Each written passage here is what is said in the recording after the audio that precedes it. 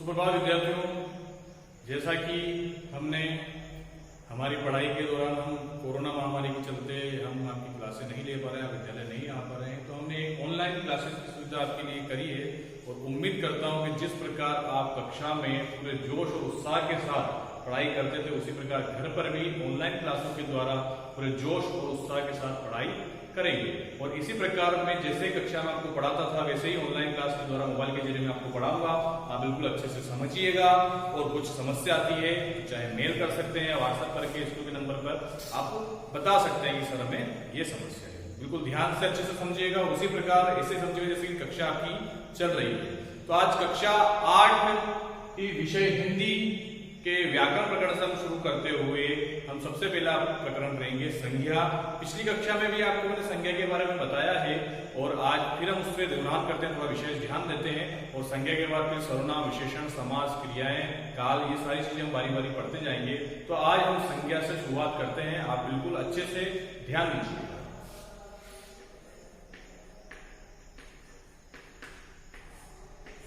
संज्ञा हम छोटी क्लासों से भी पढ़ते आए हैं कि संज्ञा क्या होती है और सबको पता है कि संज्ञा की परिभाषाएं वही होती है किसी व्यक्ति, वस्तु, स्थान या भाव या प्राणी के नाम को संज्ञा कहते हैं। उदाहरण में राम, सीता, गीता, मोहन, आगरा, दिल्ली, ये हम छोटी क्लासों से आज तक पढ़ते आए हैं, पर आज तक हम डीपली नहीं गए कि संज्ञा होती क्या है। देखा जाए तो जितनी भी चीजें हैं, चाहे कुछ वस्तु हो, चाहे किसी का नाम हो, कोई जगह हो या मन की कोई फीलिंग्स या कोई भाव हो, हर जगह संज्ञा की मौजूदगी, उपस्थिति निश्चित रूप से रहती है। लेकिन हम छोटी क्लासों में हमेशा देखते हैं कि किसी व्यक्ति, वस्तु, स्थान, भाव के नाम को संज्ञा कहते हैं, जैसे राम, सीता, गीता, मोहन आदि। परिभाषा सही है लेकिन इसका भाव, इसका अर्थ समझना भी जरूरी है। तो आइए हम चर्चा करते हैं संज्ञा किसे कहते हैं। संज्ञा की परिभाषा वही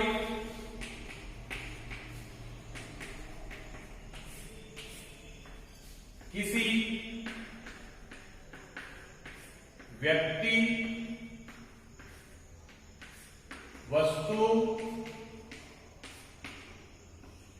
स्थान, जाति या भाव के नाम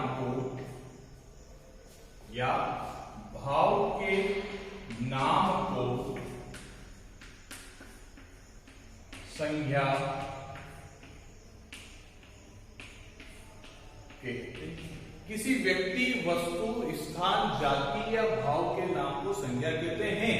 दिखने में परिभाषा एक लाइन में खत्म हो रही है लेकिन इसमें सब कुछ आ गया है कि व्यक्ति भी आ गया है, वस्तु भी आ गई है, स्थान भी आ गया है, भाव भी आ गया है और जाति भी आ गई है। अर्थात जो भी दुनिया में अपनी चीजें होती है सारी कहीं ना कहीं से इसमें आ गई है। हर जगह आपको संज्ञा की मौजूदगी निश्चित रूप से मिलेगी। हम बारी बारी पढ़ते हैं इसमें कि कहां कहां हमारी संज्ञा होती है, कहां कहां हम संज्ञा का उपयोग करते हैं। जैसे पहली परिभाषा में अपना शब्द आता है व्यक्ति।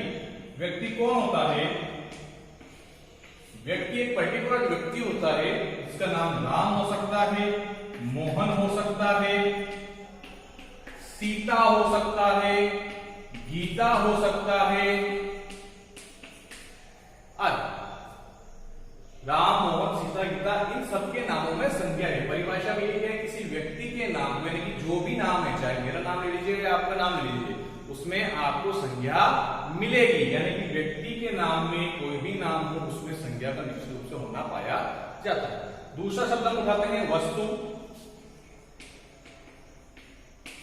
वस्तु आप सभी जानते हैं कि निर्जीव चीजें जो होती है वो सारी वस्तुओं में आती है। जैसे टेबल, कुर्सी, पंखा, पेन आदि। अर्थात किसी वस्तु में संज्ञा का होना पाया जाता है। वो वस्तु कोई भी हो वह संज्ञा के रूप में हम प्रयोग में ले सकते हैं। तो दो चीजें क्लियर हुई अपने व्यक्ति और वस्तु। उसी में आगे चलेंगे स्थान यानी कि जगह।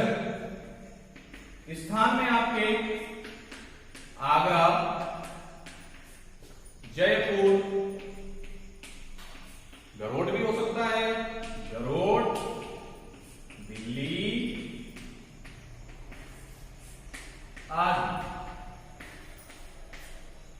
यानी कि जो स्थान का नाम हम ले रहे हैं, आगरा, जयपुर, गरोड, दिल्ली, बॉम्बे या जो भी है, उन सब में स्थानों में संज्ञा का शब्द आता है, यानी कि ये सारी चीजों में संज्ञा निश्चित रूप से है। अगला हम देखेंगे जाति।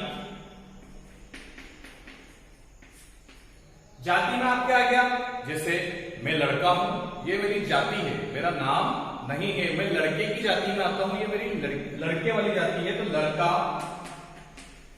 कोई लड़की है तो लड़की। नाम नहीं बता रहा हूं कि सीता है या गीता है। सीता गीता है तो भी उसमें निश्चित रूप से संज्ञा है, लेकिन जाति पूछी जाती है, जाति दी जाती है, तो उसमें भी संज्ञा का रूप दिखता है। लड़की, सेना या दल, ये सारी चीजें जो हैं जाति में आती है, अर्थात जाति में भी आपको संज्ञा का प्रभाव देखने को मिलता है। आखिरी शब्द अपने बचता है संज्ञा की परिभाषा में भाव। भाव का हम सब समझते हैं कि भाव कोई जगह नहीं है, कोई नाम नहीं है, कोई स्थान नहीं है। भाव जो होता है, फीलिंग्स जो होती है, अपने अंदर की होती है।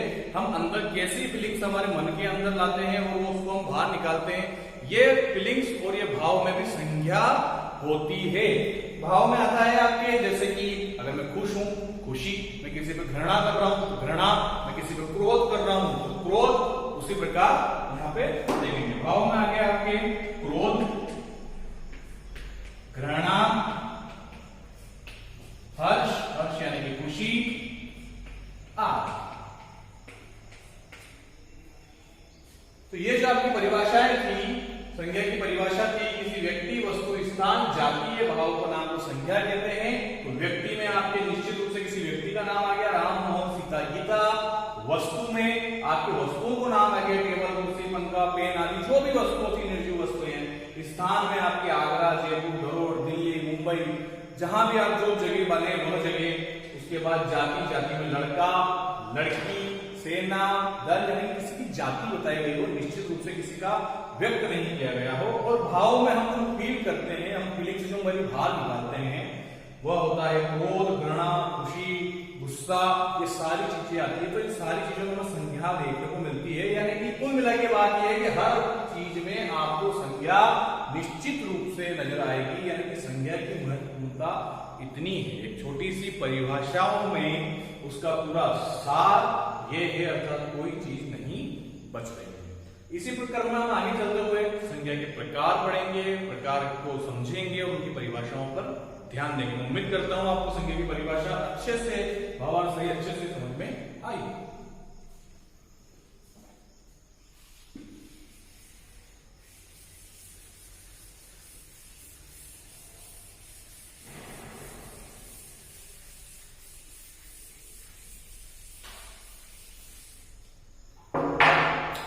संज्ञा के प्रकार।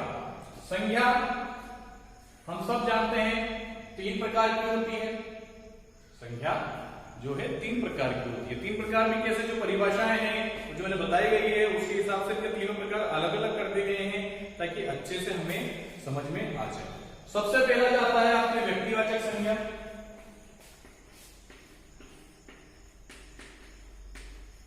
व्यक्तिवाचक संज्ञा। दूसरा आता है आपका जातिवाचक संज्ञा।